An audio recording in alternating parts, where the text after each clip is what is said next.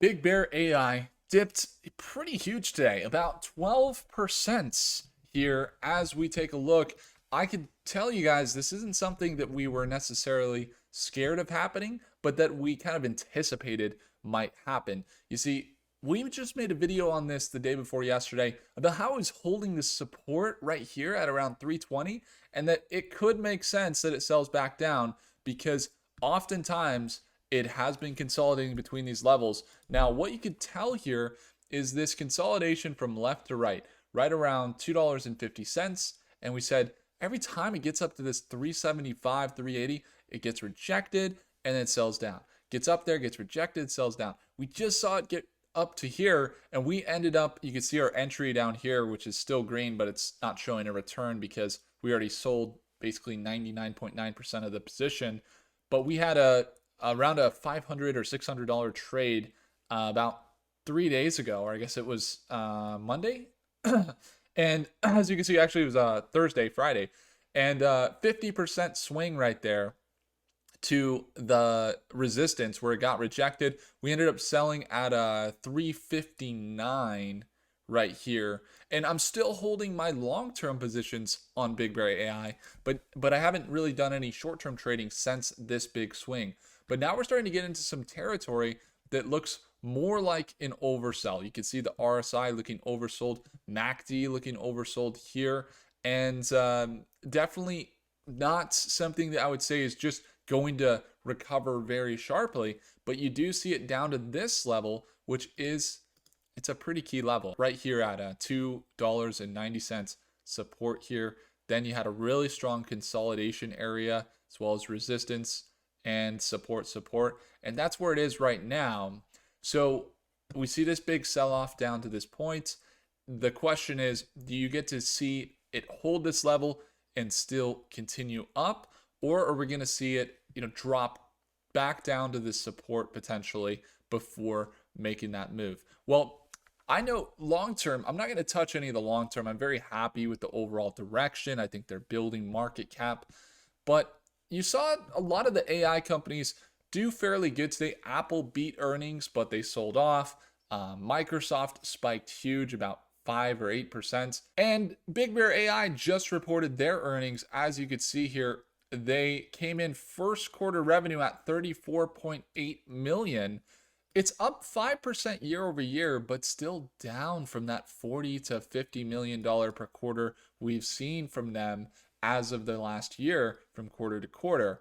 Then it says they reduced their long-term debt by 58 million, and that's good, but in the process of doing that, it looks like maybe their gross margins came in not as favorable. So they got the net loss here first quarter 2025, 62 million, which is not as bad as the quarter before, but part of that again was primarily driven by non-cash goodwill impairment charges of 85 million in the first quarter.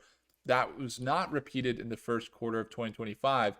So you might say, all right, Will, so they reported earnings, revenues down a little bit. Net income was better this quarter by really about $60 million better net income. And their gross margin is up, or it's up just 0.2% year over year. So it looks like nothing special, right? Nothing special. And they're expecting around 160 to 180 million. Just keep that in mind. That's projecting that they're definitely going to be over that $40 million per quarter revenue, which that's what we're expecting. Now, a couple things to consider.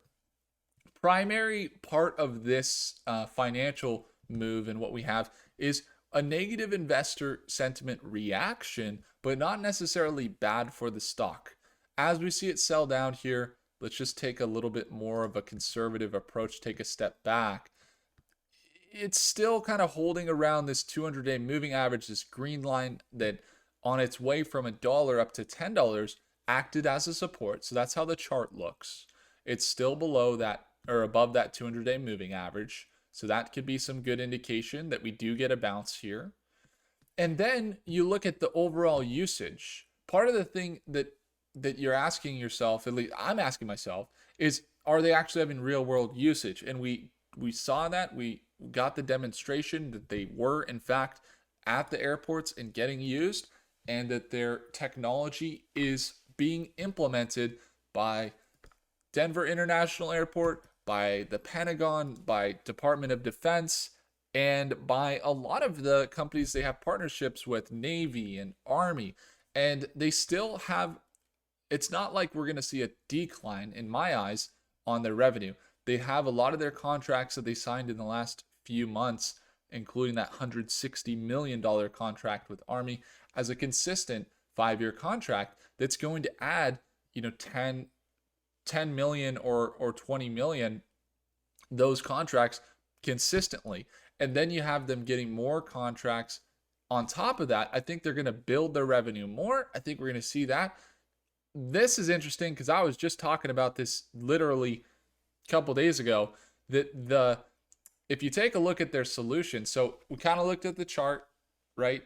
Oversold, RSI looking oversold, but not necessarily, you don't want to catch a falling knife here, right? It could continue down to this $2.40 range. It's possible, but we'll have to see how it reacts and if it holds this $2.85 level. If it does, that's very good. That could be bullish, right? It's pretty strong previous support that it's at right now, so that's okay. But it does have some downward momentum, so we'll see. But outside of the chart, outside of the financials looking okay with their earnings, but still seeing investor sentiment, like investors don't like the earnings they saw, but the earnings were not bad. They were okay. Then you take a look at this news, and we were just talking about this a few days ago. We said, what if, you take a look at their solutions.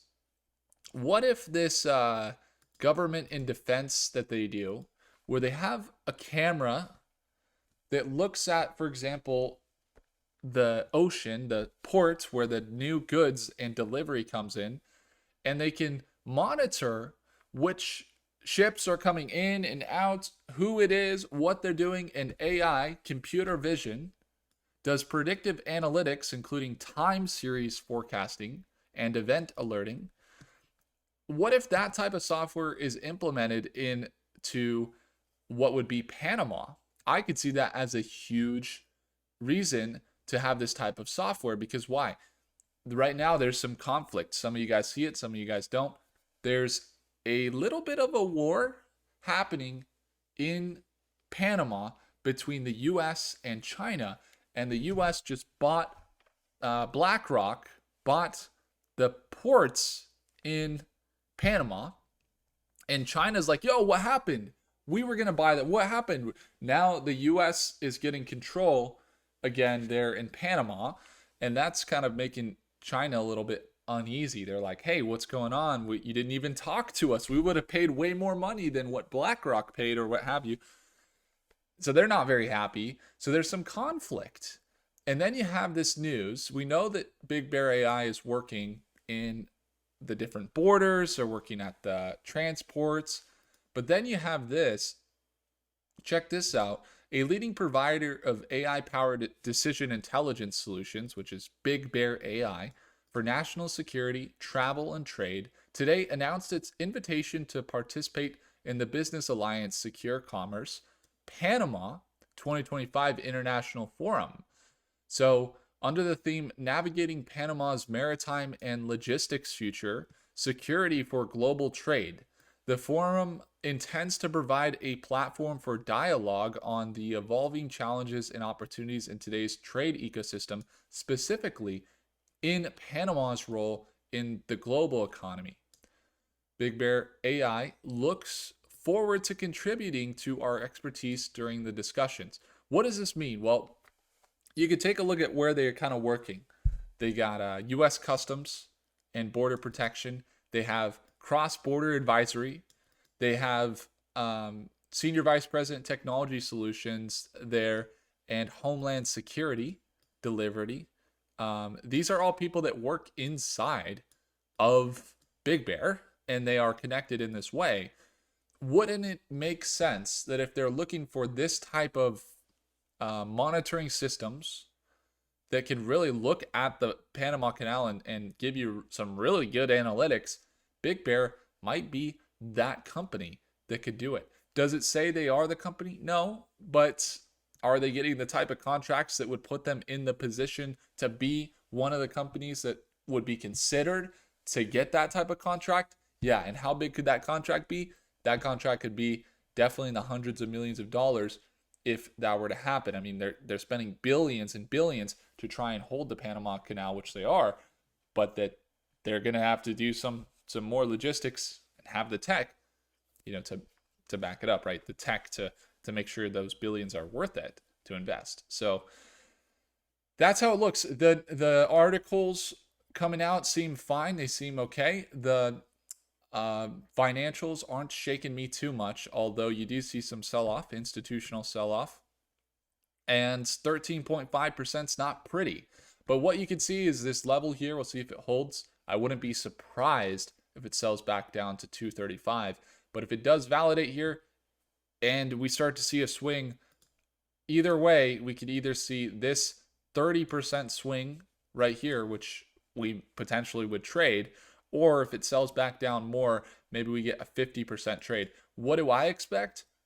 I expect maybe it finds another level, maybe somewhere down here, 265, somewhere in here, sells down maybe tomorrow morning at market open, and then we get to see this recovery. So maybe it's not a 55% recovery, maybe it's more like a 20 to 40% recovery, because it's bleeding quite a bit. I think it might bleed a little bit more.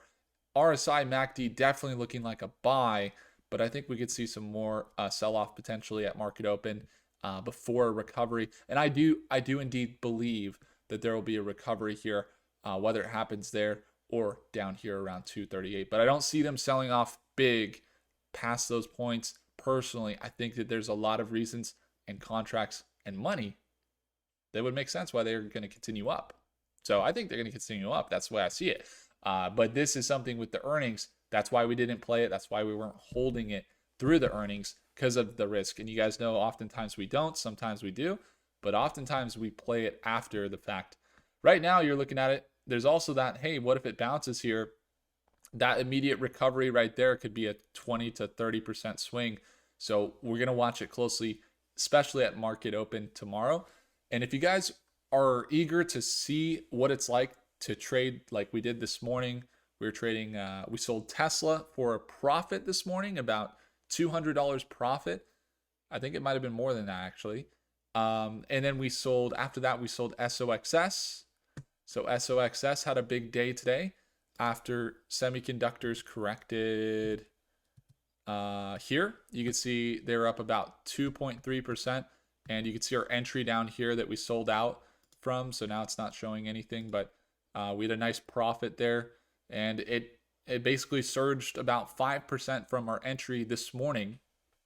And so we do trade each morning. If you guys ever want to join us in those live sessions that happen at market open, we'll be there tomorrow at 6:30 a.m. Pacific Standard Time. We go there every morning. I would love to see you there. And also send you a free t-shirt, a free Stockmate t-shirt that we send out to all of our lifetime access members. So if that's you, you want to join us live and be there and get a free t-shirt, then I would encourage you guys to check out that second link in the description to join us there tomorrow morning. Thanks so much for watching. I appreciate you all, and I'll see you guys in the next one. If I earned your thumbs up, hit the like button. Do consider subscribing, and I'll see you guys in the next video. Take care.